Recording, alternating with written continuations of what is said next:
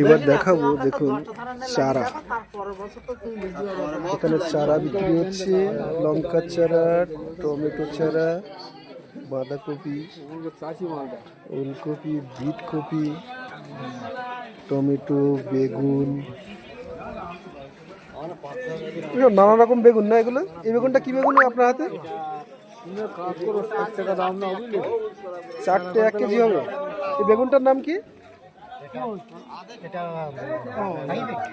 Hybrid hybrid JK বেগুন। আর এটা একই সব?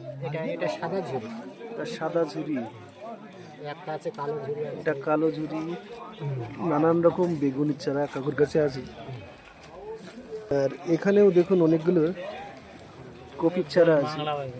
এগুলো মাকড়া বেগুন আছে, বিট কপি আছে, লঙ্কা চারাও আছে। আর ইনি কিন্তু সব দানাও বিক্রি করেন। এই ব্যাকেটের মধ্যে এখানে বের করবেন, সব নানান রকম সবজির দানা এখানে পাওয়া যায়।